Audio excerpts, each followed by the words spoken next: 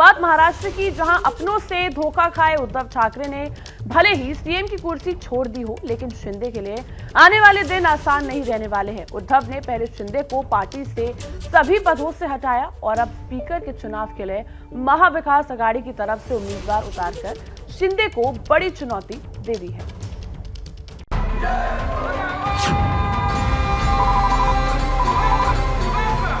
महाराष्ट्र के सियासी दंगल में पिक्चर अभी बाकी है।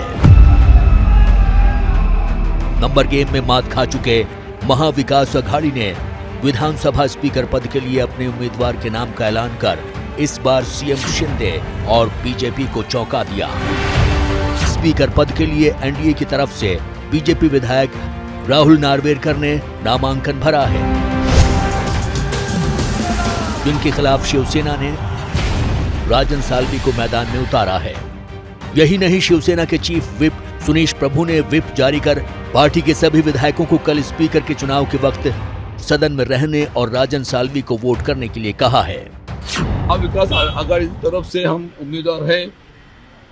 शिवसेना, कांग्रेस और राष्ट्रवादी के और अन्य दलों ने पाठिंबा दिया है। हमें विश्वास है कि हम चुन के आएंगे। सेना पार्टी के पदोदय वो शिवसेना के जो एमएलए उन्हीं को भेज दे देंगे, कांग्रेस वाले राष्ट्रवादी एमएलए को भेज दे देंगे, तो उसके बाद हम चुन के आएंगे, मेरा विश्वास है।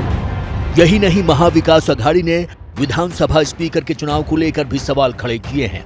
गठबंधन के नेताओं का कहना है कि मसला सुप्रीम कोर्ट में पेंडिंग होने के बावजूद विधानसभा स्पीकर का चुनाव कैसे हो सकता है। इसको लेकर विधिमंडल के प्रधान सचिव को पत्र लिखकर शिकायत की गई है। जो नार्वेकर साहब, जिनको बीजेपी ने अपना नॉमिनी करके अध्यक्ष पद के लिए खड़ा किया है, तो वो सबसे young speaker of the house रहेंगे। देखिए, अध्यक्ष ऑलवेज सीनियर मोस्ट रहता है, लेकिन ये महाराष्ट्र में फर्स्ट टाइम हो रहा है कि एक यंग अध्यक्ष आ रहा है, जिन्होंने मैच्योरिटी दिखाई है, जिन्होंने पेशेंस दिखाई है। तो मैं इसके लिए नार्वेकर जी का बहुत बहुत यहाँ पे स्वागत करता हूँ। इधर अपने गुट के विधायकों को गोवा लेने पहुंचे शिंदे उन्हें लेकर वापस मुंबई लौट आए हैं। अब शिंदे को 4 जुलाई को बहुमत साबित करने से पहले स्पीकर चुनाव में ही जोर आजमाइश करनी होगी। अब बात कर लेते हैं असम में आई बाढ़ की। वहां के कई इलाकों में, जैसे तस्वीर में दिख रहा है, बाढ़ के बाद जो हालात बिगड़े वो अब तक नहीं सुधरे हैं। कई लोग अब भी घरों में कैद हैं, लोगों के पास खाने के लिए राशन तक नहीं है। बाढ़ में डूबे असम के सिलचर का क्या है हाल, देखिए हमारे सहयोगी ज्ञानेंद्र तिवारी की ये खास रिपोर्ट। 3-4 दिन पहले भी आदमी चलते तो नॉर्मल 5 इंच का एक आदमी पानी के नीचे होता है। यहाँ पर कोई राशन पानी नहीं आया। बाढ़ से बेबस हुए लोगों के बीच पहुंची एबीपी की टीम। मुख्य चौराहे का हाल आप देख लीजिए, जहां देखेंगे आप वहां केवल आपको नाव ही नाव दिखाई देगा। ये तस्वीरें बयां करने के लिए काफी हैं कि बाढ़ के कहर से ये लोग कैसे टूट चुके हैं। सैलाब की बेबसी ऐसी कि कई लोगों के पास खाने तक के लाले पड़ चुके हैं।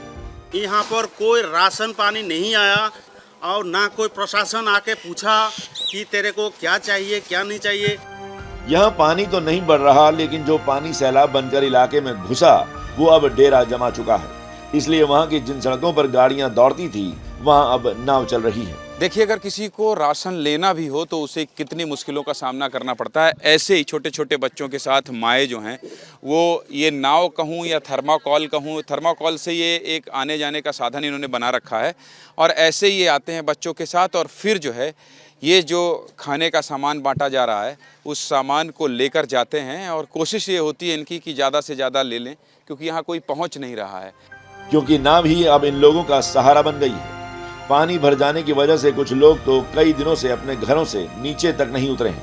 कोई 2 मंजिला मकान में कैद है तो किसी का घर पानी से घिरा है। तो देखिए, सैलाब की मार से वहां के मासूम सबसे ज्यादा प्रभावित है।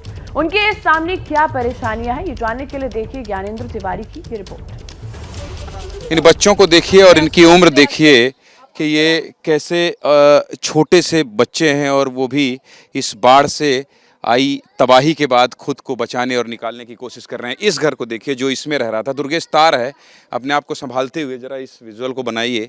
और इसके नीचे लोग रह रहे थे क्या? हाँ, ये घर है, ये सब घर है, ये सब घर है और यहाँ तार है। तो इसका मतलब आप समझ सकते हैं कि ये खंभा और ये यहाँ नीचे हमें भी झुकना होगा। और ये पूरे घर जो है देखिए डूब गए हैं, ये पूरे घर डूब गए हैं। मतलब अगर मैं यहाँ नीचे जाता हूँ तो मेरे गर्दन तक पानी है, ज़्यादा है उससे, क्योंकि ये पूरे घर डूब गए हैं। और यहाँ रहने वाले कहाँ गए? सब बाहर, वो छत पे किसी का घर में जाके रह रहे हैं। कोई स्कूल में भी गया हुआ है।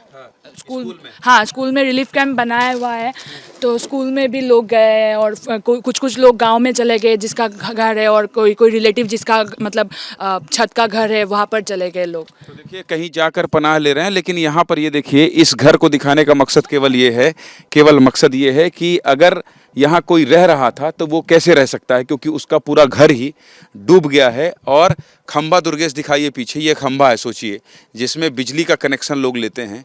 और उस खंभे की ऊंचाई देखिए और नीचे गहराई देखिए, और इस बात को समझिए कि आखिर यहाँ कितना पानी भरा है। मतलब लोगों के जो घर हैं वो पूरी तरह से डूब गए हैं। यहाँ कोई कैसे रह सकता है? ऐसे ही छोटे छोटे बच्चों के साथ माएँ जो हैं वो ये नाव कहूँ या थर्माकोल कहूँ, थर्माकोल से ये एक आने जाने का साधन इन्होंने बना रखा है। और ऐसे ही ये आते हैं बच्चों के साथ, और फिर जो है ये जो खाने का सामान बांटा जा रहा है उस सामान को लेकर जाते हैं। और कोशिश ये होती है इनकी कि ज़्यादा से ज़्यादा ले लें, क्योंकि यहाँ कोई पहुँच नहीं रहा है। और देखिए जैसे इन लोगों को, बांटने वालों को लोगों ने देखा, तो उधर से भी आपको देखिए छोटे छोटे बच्चे दिखाई दे रहे हैं। दुर्गेश जूम करके दिखाइए ज़रा। और छतों के ऊपर लोग खड़े हैं, क्योंकि यहाँ कोई चल फिर नहीं सकता। यहाँ पानी इतना है कि आप डूब सकते हैं। और देखिए उधर भी लेने के लिए कैसे लोग आ रहे हैं। और तमाम लोग इंतज़ार कर रहे हैं कि किसी तरह से ये जो लोग पहुँच रहे हैं ये उन तक खाना पहुँचाएँ। और जैसे ही ये लोग आते हैं तो लोग घर से अपने उतरने लगते हैं। उस बच्चे को देखिए दुर्गेश, जरा कैमरा इधर घुमाइए। उस बच्चे को देखिए, वो भी इस कोशिश में है थर्माकोल के ऊपर बैठकर कि वो यहाँ पर आए और कुछ खाने के लिए घर के लिए ले जाए। देखिए उसकी उम्र देखिए, और केवल उम्र देख के इस बात का अंदाज़ा लगाइए कि बचपन से ही वो कितना संघर्ष देख रहा है। अगर उसके घर में कम से कम राशन पहुँचा दिया जाता तो वो इतनी मुश्किल से नहीं आता। और जरा उससे कुछ दे दीजिएगा, वो बड़ी उम्मीद के साथ आ रहा है, छोटा बच्चा है। उसके बाद भी देखिए कैसे, ये देखिए ये केवल और केवल राशन लेने के लिए आया। अब नाव उधर जा नहीं सकती है, नहीं तो मैं उस बच्चे से बात जरूर करता। देखिए वो कितनी दूर से आया है और ये लेकर आया है। और देखिए उसके नाव में कैसे वो चल रहा है, कितनी दूर से आया है केवल राशन लेने के लिए, राशन लेकर जा रहा है। तो मुझे वो तस्वीर देख के बहुत दुख होता है और बहुत डर भी लगता है। देखिए कैसे छोटे छोटे बच्चे जो है वो निकल रहे हैं। बहुत बहुत शुक्रिया। क्या नाम है आपका? देखिए नीरज कह रहे हैं, यही हमारी ताकत है और एबीपी न्यूज़ की यही पहचान भी है कि नीरज सिलचर में ये कह रहे हैं कि आपका बहुत धन्यवाद कि आप आए, कम से कम हमारी तकलीफ को देखा, सुना, समझा और इसे टीवी पर दिखा रहे हैं। लोग देखेंगे तो समझेंगे कि हम लोग कैसे बाढ़ से आई तबाही के बाद जीने के लिए मजबूर हैं। और अब बात महाराष्ट्र की कर लेते हैं, जहां उदयपुर की ही तरह अमरावती में हत्याकांड को अंजाम दिया गया। पुलिस को शक है कि हत्या की वजह नूपुर के समर्थन में सोशल मीडिया पर डाला गया पोस्ट है। अब तक 7 लोगों को अरेस्ट किया गया है।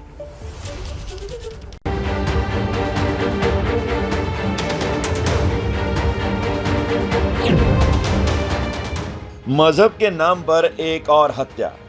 महाराष्ट्र के अमरावती में उदयपुर की तरह ही एक और हत्याकांड को अंजाम दिया गया है। दवा व्यापारी उमेश कोले की गला काटकर हत्या कर दी गई। इस हत्याकांड को उदयपुर में हुई हत्या के 7 दिन पहले यानी 21 जून को अंजाम दिया गया। हमेशा की तरह अपनी दुकान बंद करके घर पे जा रहे थे। घर पे जाते टाइम जिस रास्ते से वो जाते थे, वो दुकान के बाजू से एक गली है छोटी, उसमें से निकलते थे। उस दिन रात को कोई लोग उनका वेट कर रहे थे वहाँ पे, जो आए और उन्हें चाकू घोंप के वो चले गए। शुरुआती जांच में ऐसा लगा कि उमेश कोले की हत्या लूटपाट के इरादे से की गई है, लेकिन जांच जैसे जैसे आगे बढ़ रही है, तार नूपुर शर्मा के बयान और उस बयान के समर्थन से जुड़ गया है। इससे हमें यही पता चला है कि श्रीमती नूपुर शर्मा के बारे में जो उमेश कोले जी ने सोशल मीडिया पे पोस्ट किया था, उसी वजह से ये गुनाह गढ़ा है। सीसीटीवी के आधार पर पुलिस ने धरपकड़ शुरू कर दी है। पुलिस ने सबसे पहले 22 साल के मुदस्सिर और 25 साल के शाहरुख पठान को दबोचा।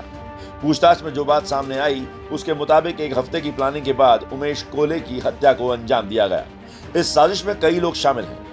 एनआईए हत्या की जांच में जुट गई है। गृह मंत्रालय ने ट्वीट कर कहा, 21 जून को महाराष्ट्र के अमरावती में उमेश कोहले की बर्बर हत्या से संबंधित मामले की जांच एनआईए को सौंप दी है। हत्या के पीछे की साजिश, कनेक्शन और अंतर्राष्ट्रीय संगठनों की भूमिका की गहन जांच की जाएगी। अमरावती में दवा व्यापारी की हुई हत्या को नुपुर शर्मा के बयान से जोड़कर देखा जा रहा है। हत्या से पहले का सीसीटीवी फुटेज सामने आया है।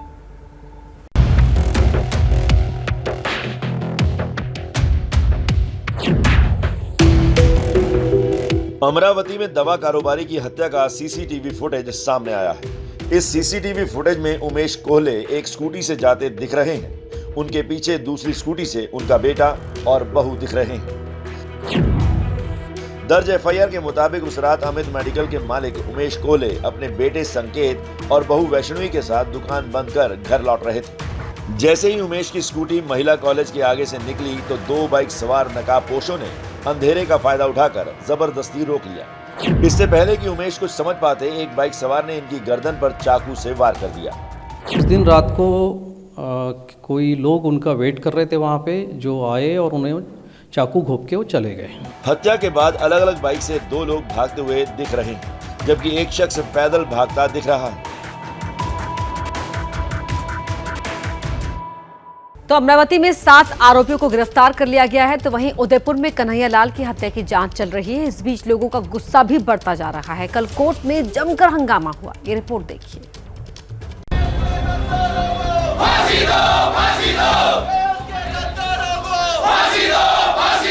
हत्या के आरोपियों पर जमकर चले लात घूंसे। पेशी के दौरान लोगों का गुस्सा फूटा। लोगों का गुस्सा तब फूटा जब कोर्ट की कार्रवाई खत्म होने के बाद आरोपियों को वापस ले जाया जा रहा था। भीड़ ने आरोपियों को पुलिस वैन के पास घेर लिया। रियाज, मोहम्मद गौस, मोहसिन और आरिफ को कल एनआईए कोर्ट में पेश किया गया। कोर्ट ने सभी आरोपियों को 12 जुलाई तक के लिए एनआईए कस्टडी में भेज दिया। कार्रवाई पूरी होने के बाद पुलिस आरोपियों को लेकर कोर्ट रूम से निकली, तभी हंगामा शुरू हो गया। आप देख सकते हैं पुलिस आरोपियों को गाड़ी में चढ़ाने की कोशिश कर रही है, लेकिन पीछे से लोग थप्पड़ बरसा रहे हैं। भीड़ से घिरे आरोपियों को वैन तक पहुंचाने में पुलिस को काफी मशक्कत करनी पड़ी। देश में बीजेपी का फुटप्रिंट बढ़ाने के लिए प्रधानमंत्री मोदी की नजर अब दक्षिण भारत पर है। इस कड़ी में तेलंगाना उनका अगला लक्ष्य है। क्या ऑपरेशन महाराष्ट्र के बाद अब ऑपरेशन तेलंगाना में भी बीजेपी को सफलता मिलेगी? तेलंगाना को एक प्रोग्रेसिव और ईमानदार सरकार की जरूरत है। ये सरकार केवल भाजपा ही दे सकती है। The people, culture and language of the state are outstanding. Tamil Nadu Pothinile Imba Tenamantu Paitu Kadinile. हमारा संघर्ष रंग ला रहा है। प्रधानमंत्री नरेंद्र मोदी तेलंगाना फतह करने के इरादे से हैदराबाद पहुंच चुके हैं। हैदराबाद में बीजेपी कार्यकारिणी की बैठक 18 साल बाद करने के पीछे मकसद बड़ा है। मकसद है बीजेपी का मिशन साउथ। उत्तर भारत में कब्जा जमाने के बाद बीजेपी दक्षिण भारत पर भी कब्जे का इरादा रखती है, लेकिन ये राह इतनी आसान नहीं है। इसी राह को आसान बनाने के लिए बीजेपी के नेता हैदराबाद में इकट्ठा हुए हैं।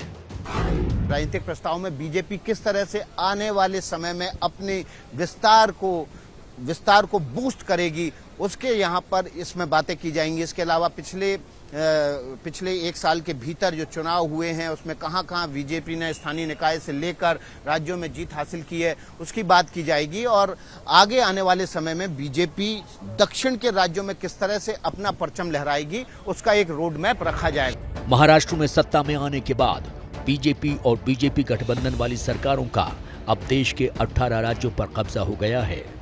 इन राज्यों में देश की 59% आबादी रहती है।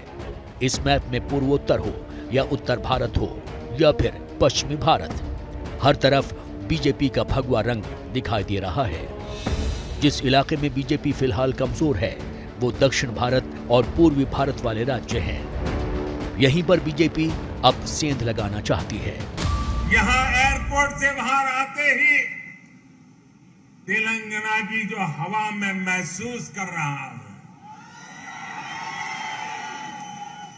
ये जो मैं दृश्य देख रहा हूं, ये तपती धूप में आप लोगों का उत्साह उमंग देखता हूं। मैं इसके आधार पर कह सकता हूं कि हमारा संघर्ष रंग ला रहा है। प्रधानमंत्री नरेंद्र मोदी ने बदलाव की हवा का जिक्र इस साल 26 मई को हैदराबाद में एयरपोर्ट के बाहर कर दिया था। साफ था कि बीजेपी ने तेलंगाना पर अपनी नजरें पहले से गड़ा रखी हैं। बीजेपी की राष्ट्रीय कार्यकारिणी की बैठक की पटकथा भी पीएम मोदी 1.25 महीने पहले ही लिख आए थे। हैदराबाद में बीजेपी की राष्ट्रीय कार्यकारिणी की बैठक के जरिए बीजेपी तेलंगाना में अभी से चुनावी बिगुल फूंकना चाहती है। हैदराबाद में मंथन के जरिए बीजेपी की दक्षिण भारत के 6 राज्यों पर नजर है। दक्षिण भारत में कुल 130 लोकसभा सीट हैं, जिसमें बीजेपी के पास फिलहाल 29 सीटें ही हैं। जहां तक सरकार की बात है तो दक्षिण के सिर्फ 2 राज्यों कर्नाटक और पुदुचेरी में ही बीजेपी की सरकार है। बीजेपी के लिए 2023 इसलिए अहम है क्योंकि कर्नाटक में अप्रैल 2023 में विधानसभा चुनाव हैं। वहीं तेलंगाना में दिसंबर 2023 में चुनाव हैं। मोदी को तेलंगाना में संभावनाएं इसलिए नजर आ रही हैं क्योंकि वहां पर 2 साल पहले हुए स्थानीय निकाय चुनाव में बीजेपी ने अच्छा प्रदर्शन किया था। वो एक बड़ी पार्टी के तौर पर उभरी थी। 2020 में 150 सीटों वाले ग्रेटर हैदराबाद म्युनिसिपल काउंसिल के चुनाव में तेलंगाना राष्ट्रीय समिति को 56, बीजेपी को 48 और असदुद्दीन ओवैसी की पार्टी AIMIM को 44 सीटें मिली थीं। ये जीत इसलिए बड़ी थी क्योंकि इससे पहले हुए 2016 के चुनाव में TRS को 99, बीजेपी को सिर्फ 4 और AIMIM को उतनी ही 44 सीटें मिली थीं। आंकड़ों से साफ है कि बीजेपी ने TRS की सीटों पर कब्जा किया था। पिछले दिनों अलग अलग चुनावों में भाजपा की जीत इस बात का स्पष्ट संकेत है कि तेलंगाना में अब लोगों ने मन बना लिया है। तेलंगाना में अब बदलाव पक्का है। तेलंगाना में अब भाजपा तय है। लोकतंत्र का खात्मा कर रहे हैं आप, लोकतंत्र का हत्या कर रहे हैं, राज्यों के सरकार को गिराने में आप व्यस्त है। अब तक 9 सरकारें आपने गिराई है, यह आपके रिकॉर्ड में है। तेलंगाना को लेकर प्रधानमंत्री नरेंद्र मोदी का कॉन्फिडेंस हैदराबाद के निकाय चुनाव के नतीजों को देखते हुए ही नहीं बल्कि 2019 के लोकसभा चुनाव के नतीजों को भी देखकर है। अगर तेलंगाना में लोकसभा सीटों की बात करें तो 2014 के चुनाव में कुल 17 सीटों में से TRS को 11 सीटें मिली थीं, जो 2019 में घटकर 9 हो गईं। बीजेपी को 2014 में 1 सीट मिली थी, जो 2019 में बढ़कर 4 हो गई। कांग्रेस भी 2 से बढ़कर 3 पर पहुंच गई, जबकि AIMIM 1 सीट पर जीतती रही। TDP और YSR कांग्रेस को 2014 में 1-1 सीट मिली थी, लेकिन 2019 के लोकसभा चुनावों में उन्हें कुछ नहीं मिला। तेलंगाना में बीजेपी के लिए रास्ते का सबसे बड़ा रोड़ा तेलंगाना राष्ट्र समिति के मुखिया और राज्य के मुख्यमंत्री के चंद्रशेखर राव रहे हैं और इन्हीं को हटाने के लिए पूरा जोर लगा रही है बीजेपी। बीजेपी की राष्ट्रीय कार्यकारिणी की बैठक के बीच हैदराबाद की सड़कों पर लगे ये पोस्टर इस बात की गवाही दे रहे हैं कि केसीआर और मोदी के बीच ही असली जंग है। केसीआर को हटाना बीजेपी के लिए मुश्किल इसलिए है क्योंकि चंद्रशेखर राव ने तेलंगाना को अलग राज्य का दर्जा दिलाने के लिए लंबे समय तक आंदोलन चलाया था। एक लंबे आंदोलन के बाद तेलंगाना का एक अलग राज्य के तौर पर गठन 2 जून 2014 को हुआ था। इसीलिए जब से तेलंगाना अलग राज्य बना है तब से यहाँ पर चंद्रशेखर राव की पार्टी तेलंगाना राष्ट्रीय समिति का ही बोलबाला रहा है। मोदी जानते हैं कि चंद्रशेखर राव एक लोकप्रिय नेता हैं, इसलिए वो केसीआर को हटाने के लिए परिवारवाद के नाम पर उन पर हमला कर रहे हैं। केसीआर के बेटे केटी रामाराव के टीआरएस में बढ़ते कद को वो परिवारवाद की श्रेणी में गिनते हैं। तेलंगाना आंदोलन इसलिए नहीं चला था कि कोई एक परिवार तेलंगाना के विकास के सपनों को लगातार कुचलता रहे।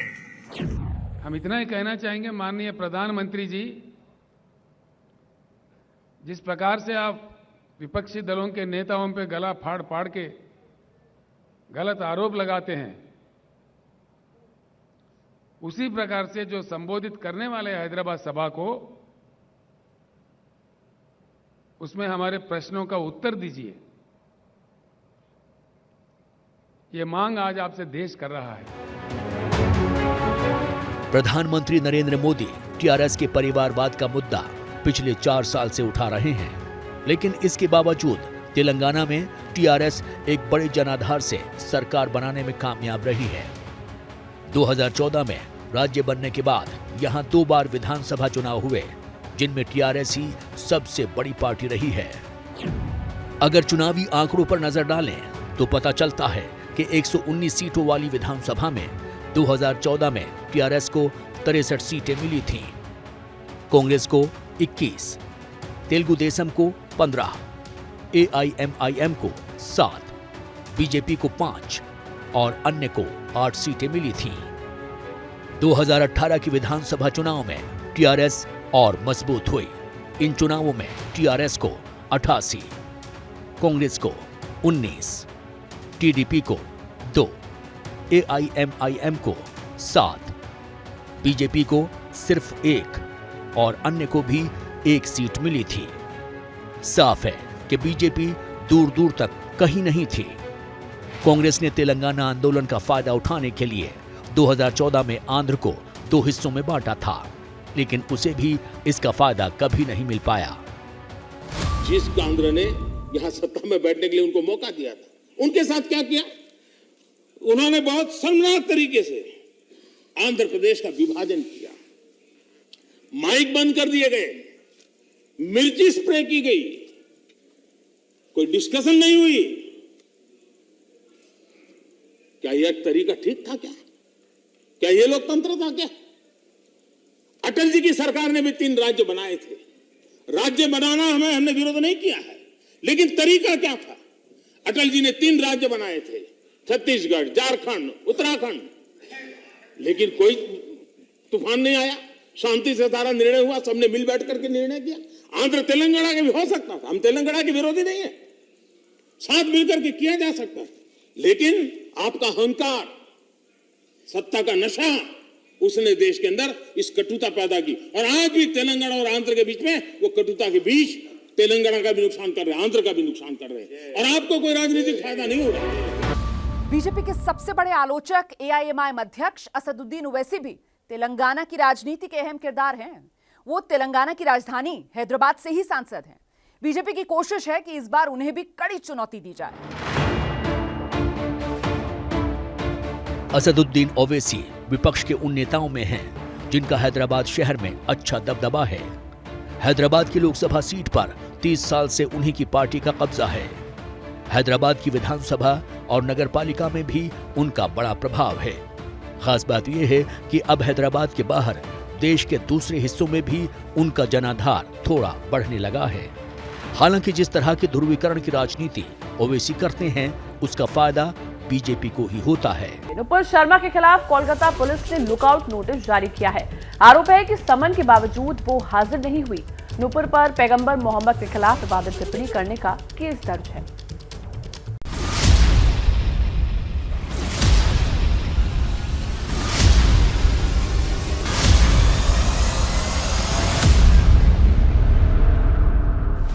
बीजेपी की निलंबित प्रवक्ता नूपुर को सुप्रीम कोर्ट से झटका लगने के बाद अब वो कोलकाता पुलिस की रडार पर आ गई हैं। कोलकाता पुलिस ने नूपुर के खिलाफ लुकआउट नोटिस जारी कर दिया है, यानी अब वो देश छोड़कर भाग नहीं सकती हैं। इससे पहले नूपुर को कोलकाता पुलिस की तरफ से समन भेजकर अमहस स्ट्रीट और नारकेल डांगा पुलिस थाने में पूछताछ के लिए बुलाया गया था, लेकिन वो नहीं पहुंची और जान का खतरा बताकर हाजिर होने के लिए समय मांगा था। नूपुर पर कोलकाता के 2 अलग अलग थानों में धार्मिक भावनाएं भड़काने के आरोप में केस दर्ज है। आरोप ये भी है कि इस विवादित बयान के बाद बंगाल के कई इलाकों में हिंसा भड़क उठी थी।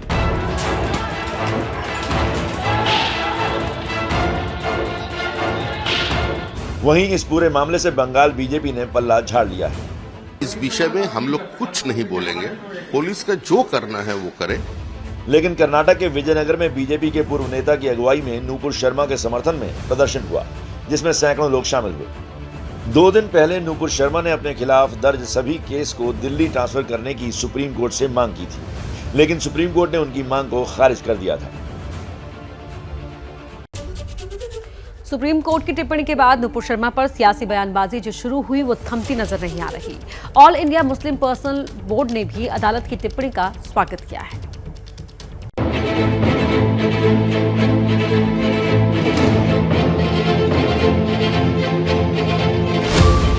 दो दिन पहले नूपुर राहत की उम्मीद में सुप्रीम कोर्ट पहुंची थी, लेकिन उन्हें वहां से कई नसीहतें मिली।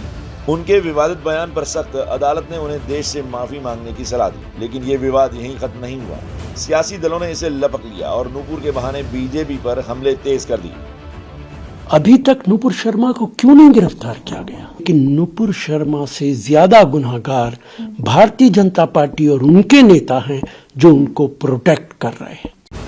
इस बीच all India Muslim personal board की चिट्ठी भी आ गई, जिसमें अदालत की टिप्पणी का समर्थन किया गया। इसके साथ ही विवादित बयान देने वाले आरोपियों को सख्त सजा देने की मांग की गई और नूपुर शर्मा की अब तक गिरफ्तारी नहीं होने का मुद्दा भी उठाया।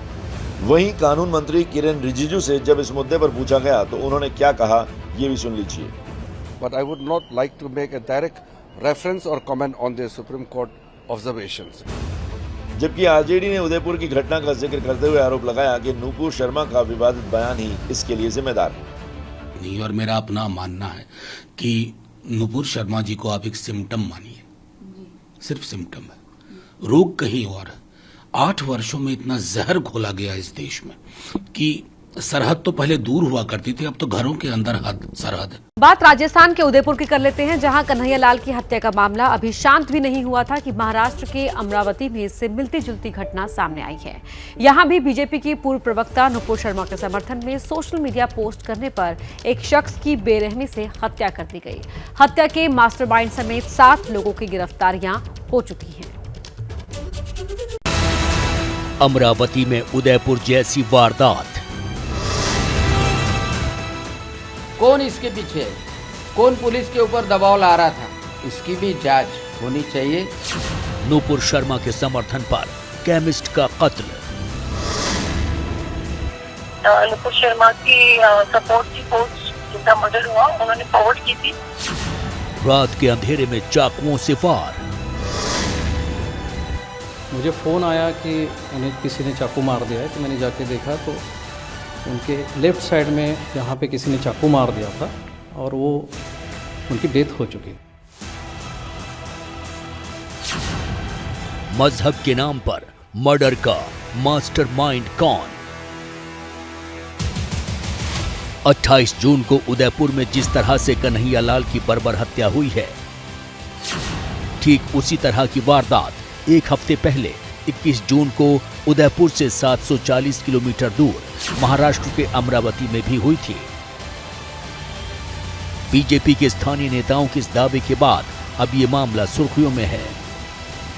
उन्होंने कन्फेस किया था कि हमने मारा है और नूपुर शर्मा की पोस्ट को सपोर्ट करने के कारण मारा है, लेकिन एमवीए सरकार ने ये सब स्टेटमेंट दबा दिए थे। इसकी भी जांच होनी चाहिए। कौन इसके पीछे है, कौन पुलिस के ऊपर दबाव ला रहा था। ये वारदात 21 जून की रात 10 से 10:30 बजे के बीच की है। दर्ज एफआईआर के मुताबिक उस रात अमित मेडिकल के मालिक उमेश कोहले अपने बेटे संकेत और बहू वैष्णवी के साथ दुकान बंद कर घर लौट रहे थे। बेटा बहू एक स्कूटी पर और दूसरी स्कूटी पर खुद उमेश कोहले आगे आगे चल रहे थे। जैसे ही उमेश की स्कूटी महिला कॉलेज के आगे से निकली, 2 बाइक सवार नकाबपोशों ने अंधेरे का फायदा उठाकर जबरदस्ती इनको रोक लिया। इससे पहले कि उमेश कुछ समझ पाते, एक बाइक सवार ने इनकी गर्दन पर चाकू से वार कर दिया। उमेश जमीन पर गिर पड़े। तब तक पीछे से बेटे संकेत और बहू वैष्णवी भी मौके वारदात पर पहुंच गए। पिता को बेसुध जमीन पर पड़ा देख दोनों मदद के लिए चिल्लाने लगे, लेकिन तब तक हमलावर फरार हो चुके थे। उमेश कोहले को फौरन अस्पताल ले जाया गया, लेकिन तब तक देर हो चुकी थी। 21 जून की रात को भैया हमेशा की तरह अपनी दुकान बंद करके घर पे जा रहे थे। घर पे जाते टाइम जिस रास्ते से वो जाते थे, वो दुकान के बाजू से एक गली है छोटी, उसमें से निकलते थे। मुझे फ़ोन आया कि उन्हें किसी ने चाकू मार दिया है, तो मैंने जाके देखा तो उनके लेफ़्ट साइड में यहाँ पे किसी ने चाकू मार दिया था और वो उनकी डेथ हो चुकी थी। शुरुआत में लगा कि उमेश कोहले की हत्या लूटपाट के मकसद से की गई, लेकिन जैसे जैसे पुलिस की जांच आगे बढ़ी, हत्याकांड का खौफनाक सच सामने आने लगा। पता चला कि ये हत्या बीजेपी की पूर्व प्रवक्ता नुपुर शर्मा के समर्थन में किए गए कुछ पोस्ट का बदला लेने के लिए की गई। अभी तक हमने इस केस में 6 एक्यूज्ड अरेस्ट किए हैं और इनके बयान पे और जो बाकी एविडेंसेस है उससे दूसरा और कोई मोटिव एस्टैब्लिश नहीं हो रहा। सिर्फ उनके बयान और बाकी एविडेंसेस में नुपुर शर्मा की सपोर्ट की पोस्ट जो जिनका मर्डर हुआ उन्होंने फॉरवर्ड की थी, इस वजह से उनकी हत्या की गई है, ऐसा अभी तक की जांच में सामने आया। उमेश कोहली हत्याकांड में तफ्तीश में जुटी पुलिस ने सीसीटीवी और दूसरे सबूतों के आधार पर पहले 22 साल के मुदस्सिर अहमद और 25 साल के शाहरुख पठान नाम के हमलावर को दबोचा। जब इनसे सख्ती से पूछताछ की गई तो पता चला कि ये बर्बर हत्या 1 हफ्ते की प्लानिंग के बाद की गई और इसमें सिर्फ 2 नहीं बल्कि कई लोग शामिल थे। बाद में पुलिस ने अब्दुल तौफीक, शुएब खान, आतिब राशिद और यूसुफ खान को गिरफ्तार किया। इस मामले में सबसे ताजा गिरफ्तारी इरफान खान नाम के शख्स की है, जो एक एनजीओ चलाता है और जिसे पूरी साजिश का मास्टरमाइंड कहा जा रहा है। अभी तक उमेश कोल्ले मर्डर केस तपास से हमें यही पता चला है कि श्रीमती नुपुर शर्मा के बारे में जो उमेश कोल्ले जी ने सोशल मीडिया पे पोस्ट किया था, उसी वजह से ये गुनाह कर रहा है। सोशल मीडिया पोस्ट पर उमेश कोहले की हत्या के खुलासे के बाद अब इस मामले की जांच एनआईए को सौंप दी गई है। एनआईए की एक टीम इस वक्त अमरावती में वारदात की कड़ियों को जोड़ने में जुटी है, लेकिन इस हत्याकांड को लेकर महाराष्ट्र की राजनीति गर्मा गई है।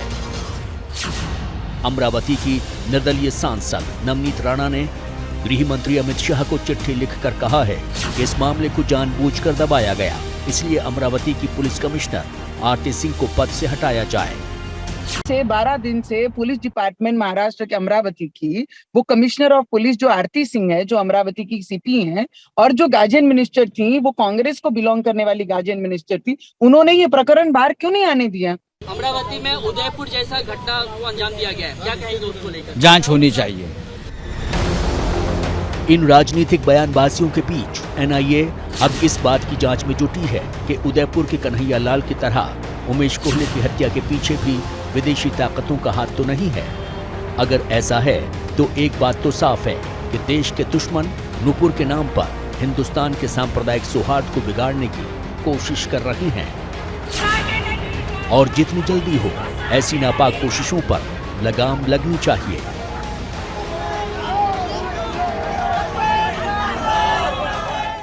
हैदराबाद में बीजेपी की राष्ट्रीय कार्यकारिणी की बैठक चल रही है। आज बैठक का दूसरा और आखिरी दिन है। आज यूपी के सीएम योगी हैदराबाद के मशहूर भाग्य लक्ष्मी मंदिर में दर्शन करने वाले हैं। थोड़ी देर में मंदिर में दर्शन करने पहुंचेंगे योगी। तो हैदराबाद में बीजेपी की राष्ट्रीय कार्यकारिणी की बैठक चल रही है। आज बैठक का दूसरा और आखिरी दिन है और आज यूपी के सीएम योगी हैदराबाद के मशहूर भाग्यलक्ष्मी मंदिर में दर्शन करने वाले हैं और थोड़ी ही देर में मंदिर में दर्शन करने पहुंचेंगे योगी।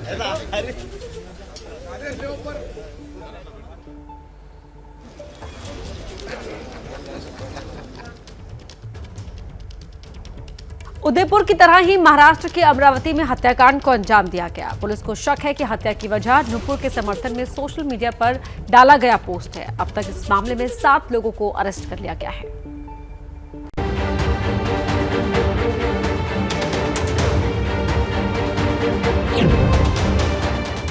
मजहब के नाम पर एक और हत्या। महाराष्ट्र के अमरावती में उदयपुर की तरह ही एक और हत्याकांड को अंजाम दिया गया है। दवा व्यापारी उमेश कोले की गला काटकर हत्या कर दी गई। इस हत्याकांड को उदयपुर में हुई हत्या के 7 दिन पहले यानी 21 जून को अंजाम दिया गया।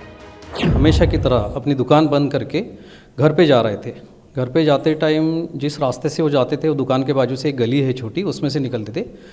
उस दिन रात को कोई लोग उनका वेट कर रहे थे वहाँ पे, जो आए और उन्हें चाकू घोंप के वो चले गए।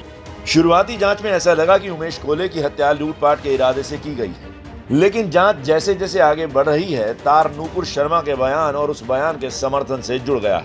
इससे हमें यही पता चला है कि श्रीमती नुपुर शर्मा के बारे में जो उमेश कोल्ले जी ने सोशल मीडिया पे पोस्ट किया था, उसी वजह से ये गुनाहगार है। सीसीटीवी के आधार पर पुलिस ने धरपकड़ शुरू कर दी है। पुलिस ने सबसे पहले 22 साल के मुदस्सिर और 25 साल के शाहरुख पठान को दबोचा। पूछताछ में जो बात सामने आई उसके मुताबिक एक हफ्ते की प्लानिंग के बाद उमेश कोले की हत्या को अंजाम दिया गया। इस साजिश में कई लोग शामिल हैं। एनआईए हत्या की जांच में जुट गई है। गृह मंत्रालय ने ट्वीट कर कहा, 21 जून को महाराष्ट्र के अमरावती में उमेश कोले की बर्बर हत्या से संबंधित मामले की जांच एनआईए को सौंप दी है। हत्या के पीछे की साजिश, कनेक्शन और अंतर्राष्ट्रीय संगठनों की भूमिका की गहन जांच की जाएगी। तो अमरावती कांड को लेकर पुलिस पर लगातार सवाल उठ रहे हैं। इस बीच एबीपी न्यूज ने मारे गए उमेश कोल्हे के भाई से बात की। उमेश के छोटे भाई महेश का कहना है कि हत्या करने वाले पूरी तरह से ट्रेनिंग लेकर आए थे, क्योंकि पोस्टमार्टम रिपोर्ट में जो बात सामने आई कि एक ही वार में उमेश की मौत हो गई।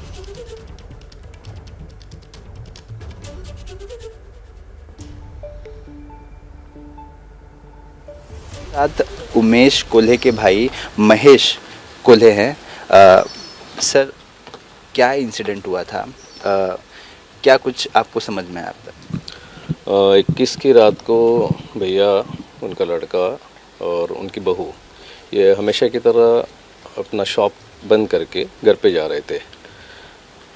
भैया थोड़े आगे थे और उनका लड़का, उनकी बहू एक 15-20 फीट उनके पीछे चल रहे थे। आगे जाने के बाद में जब एक अंधेरा है उस रास्ते पे, वहाँ पे जब पहुँचे तो ऑलरेडी वहाँ पे 3 लोग वहाँ पे थे। एक लड़का जो था वो गाड़ी पे था और 2 लोग वहाँ पे वेट कर रहे थे। मेरे भतीजे ने जो देखा कि उनके ऊपर किसी ने एकदम से हमला कर दिया है, अंधेरे में उनको बहुत क्लियर नहीं दिखा, लेकिन भैया गिरते हुए दिखे। भैया की जब गाड़ी गिर रही थी तो उसके लाइट में उसने देखा कि भाई दूसरा एक जो आदमी है उसके हाथ में चाकू है और वो फिर से ऐसा घूम के वापस आ रहा है उनके ऊपर। तो इसने थोड़ा गाड़ी की स्पीड बढ़ाई, अपनी गाड़ी छोड़ दी और भागते हुए जब गया तो दोनों लोग इसको देख के गाड़ी पे बैठ के तीनों के तीनों भाग गए। इस मामले में पुलिस ने डिले किया काफ़ी जांच में, ऐसा भी बताया जा रहा है। डिले किया ऐसा तो नहीं बोल सकते, लेकिन क्योंकि पुलिस की कार्रवाई चल रही थी और जो आरोपी है वो गिरफ्तार होना शुरू था और कई आरोपी की जांच चालू थी, तो डिले किया ऐसा तो नहीं बोल सकते। हाँ, रीज़न बताने के लिए हम ये बोल सकते कि डिले हुआ है करके, लेकिन जांच चल रही थी और 5 लोगों को ऑलरेडी गिरफ्तार कर चुके थे और जो 6वां आरोपी गिरफ्तार हुआ उसकी भी जांच चल रही थी। उन्होंने नुपुर शर्मा के समर्थन में सोशल मीडिया में पोस्ट किया था, तो आप क्या मानते हैं कि अगर कोई पोस्ट करे या फिर कुछ भी करे तो उसकी हत्या कर देनी चाहिए?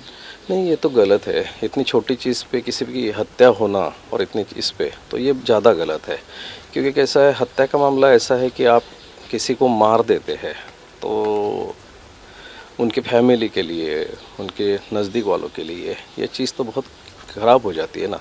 और हत्या भाई बहुत बड़ा रीज़न रहता है और बहुत कुछ रहता है, तो समझ सकते हैं कि भाई किसी ने तेईस में आके हत्या कर दी, लेकिन इतना प्लानिंग करके इतने छोटी सी रीज़न के लिए हत्या करना कभी भी गलत है।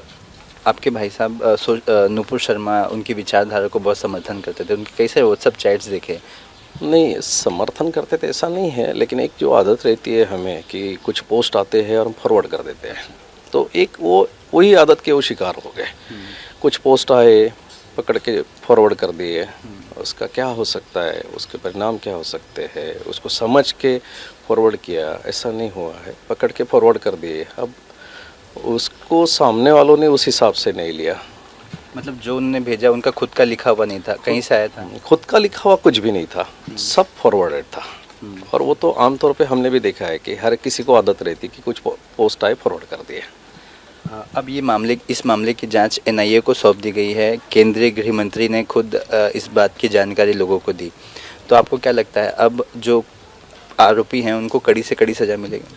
ऑफ कोर्स, अगर इतनी बड़ी जांच एजेंसी अगर जांच कर रही है तो वो पूरी संजीदा होके ही इसको जांच करेगी, तो नो डाउट इनको कड़ी से कड़ी सजा मिलेगी ही मिलेगी। हमारा ये कहना है कि आप ये जो प्रकरण है इसको फास्ट ट्रैक में डालिए और इसको जितना जल्दी हो सके इन्हें सज़ा मिलनी चाहिए।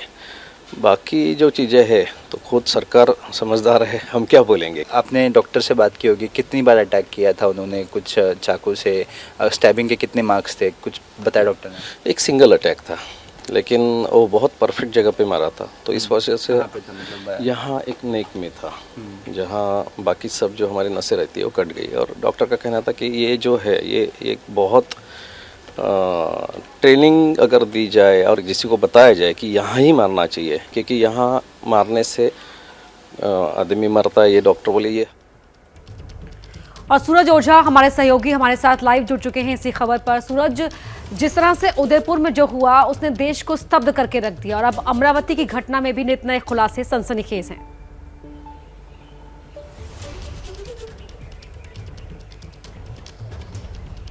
जी बिल्कुल, जिस तरह से उमेश कोल्हे के भाई ने एबीपी न्यूज़ से बात करते हुए खुलासा किया कि जब वो डॉक्टर से बात कर रहे थे तो डॉक्टर ने ये बताया कि ये कोई बहुत ही ट्रेंड व्यक्ति का काम है, क्योंकि जिस तरह से अटैक किया गया ये एक ही अटैक में उनकी जान चली गई, क्योंकि बहुत सारा ब्लड लॉस हुआ था। तो डॉक्टर का ये अनुमान है कि ये बहुत बड़ी ट्रेनिंग के बाद ही कोई इतना परफेक्ट अटैक कर सकता है।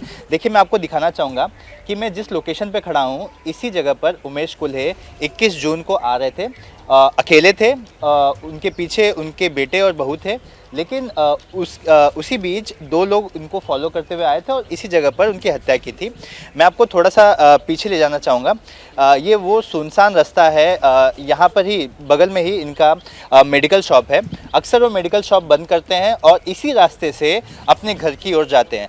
तो जो सूत्रों ने बताया कि पिछले 6 दिनों से ये आरोपी उनकी रेकी कर रहे थे। रेकी करने के बाद कल 21 तारीख को इन्हें गो हेड मिला और गो हेड मिलने के बाद इन्होंने सीधे उसको फॉलो किया और दो लोगों में से एक जन बाइक पर ही था और एक जन ने अटैक किया और वो अटैक ऐसा था कि बस उनकी जान चली गई। तो जिस तरह से डॉक्टरों का ये मानना है कि किसी बहुत ही बड़े वेल ट्रेंड आदमी ही इस तरह का अटैक कर सकता है, जो अपने आप में एक बहुत बड़ी बात है। जैसा कि हमने देखा कि इस पूरे मामले का जो मास्टरमाइंड है शेख इरफान, वो गिरफ्तार हो चुका है और वो एक एनजीओ चलाता है। और सोचिए आप, एक अंदाजा लगाइए कि एक शख्स सिर्फ ऑर्डर देता है। शुक्रिया तमाम जानकारी के लिए। तो उदयपुर हत्याकांड को लेकर माहौल गरमाने लगा है। हत्या के विरोध में हिंदुवादी संगठनों ने प्रदर्शन का ऐलान किया है। कन्हैयालाल की हत्या के विरोध में कल कोटा के व्यापारी संगठनों ने बंद का ऐलान किया था, तो आज अजमेर के व्यापारिक संघ ने बंद का आह्वान किया है। व्यापार संघ के ऐलान के बाद अजमेर के सभी बाजार आज सुबह 7 बजे से 12 बजे तक बंद रहेंगे। कन्हैयालाल की हत्या के विरोध में हिंदुवादी संगठन ने जयपुर में विरोध प्रदर्शन का ऐलान किया है। एक तरफ लोगों का गुस्सा बढ़ता जा रहा है तो दूसरी तरफ सियासत भी तेज होती जा रही है। बीजेपी नेता कपिल मिश्रा ने कल पीड़ित परिवार से मुलाकात की। कन्हैया जी को तो वापस नहीं ला पाएंगे, लेकिन आर्थिक रूप से कमजोर नहीं पड़ने देंगे इस परिवार को। ये शोक संतप्त परिवार का आंगन है, ज़्यादा इसमें कुछ कहने की बात नहीं बचती आज के दिन, लेकिन मैं इतना कहना चाहता हूं कि मुख्यमंत्री का नाम अशोक है, लेकिन ये कन्हैया जी के दरवाजे पे शोक है। कन्हैयालाल की हत्या को लेकर शुरू हुई सियासत में आम आदमी पार्टी भी कूद गई है। ये जो खबरें आ रही हैं बहुत ज्यादा विचलित करने वाली हैं। कांग्रेस पार्टी ये बता रही है कि एक भारतीय जनता पार्टी को सपोर्ट करने वाले आदमी का गला रेता, और जिसने गला रेता वो भी भारतीय जनता पार्टी से जुड़ा हुआ आदमी है। अगर ये बात सच है तो इसका मतलब ये है भारतीय जनता पार्टी अपने फायदे के लिए अपनी पार्टी के एक आदमी से अपनी पार्टी के दूसरे आदमी की हत्या करा सकती है। और हमारे सहयोगी मनोज हमारे साथ लाइव जुड़ रहे हैं इसी खबर पर। मनोज, इस उदयपुर की घटना पर अब राजनीतिक हमले और विरोध प्रदर्शन का दौर और तेज होता नजर आ रहा है। बिल्कुल, देखिए लगातार राजनीतिक हमले हो रहे हैं, लगातार उदयपुर में भी विरोध प्रदर्शन हो रहे हैं, लेकिन आज की मैं आपको बताना चाहूंगा कि आज उदयपुर में कर्फ्यू में थोड़ी ढील दी गई है। सुबह 8 बजे से लेकर शाम के 6 बजे तक की ढील दी गई। हालांकि इंटरनेट जो सेवाएं हैं वो आज भी बंद रहेंगी, लेकिन अधिकारियों के मुताबिक अगर हालात इसी तरीके से सामान्य रहते हैं तो आज शाम तक इंटरनेट सेवा उदयपुर में बहाल की जा सकती है। तो फिलहाल की अगर बात करें तो अभी उदयपुर में हालात सामान्य हैं। जी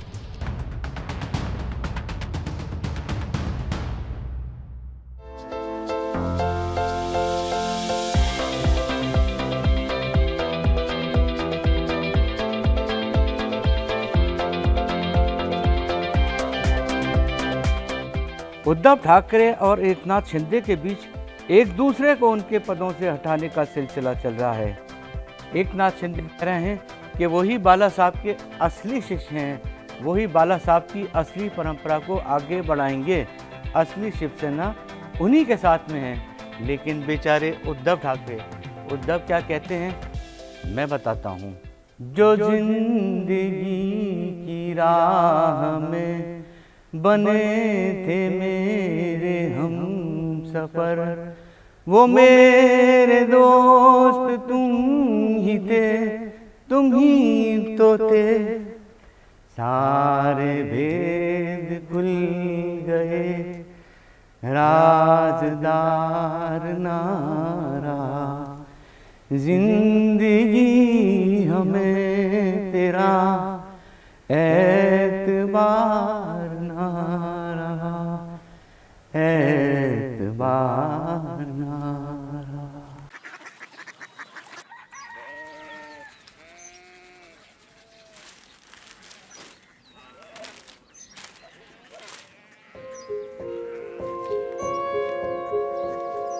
बाबा बाबा कोरिया सिटी जानिए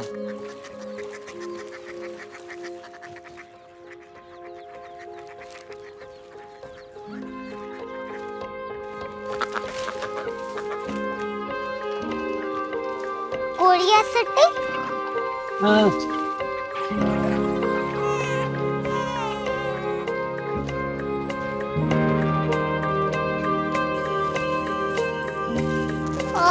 कोरिया सिटी कहाँ पे है? शहर अंग्रेजी लगे हैं।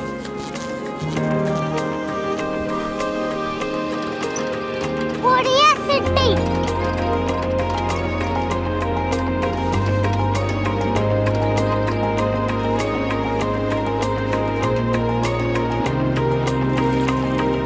वो बहुत दूर है।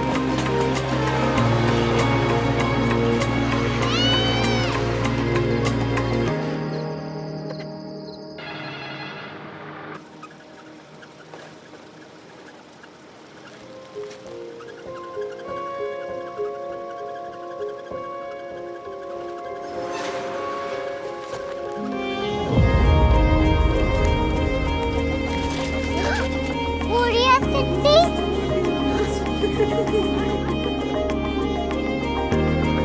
दुनिया कुछ लोग बड़े होते हैं। कोरिया सिटी कहाँ है? प्रोफेसर साहब को पता होगा। हो ये छोटा वाला ग्लोब लगता है और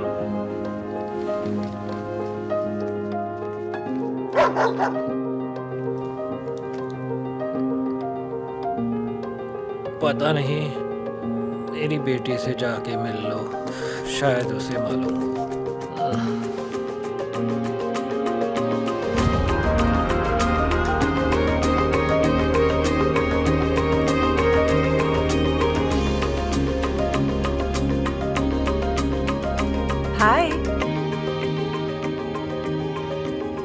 बाबा ने भेजा है। Come here. Korea city. Korea city नहीं, क्यूरियोसिटी। वो क्या? That's what brought you here? जो तुम्हें यहाँ तक ले आया। क्यूरियोसिटी।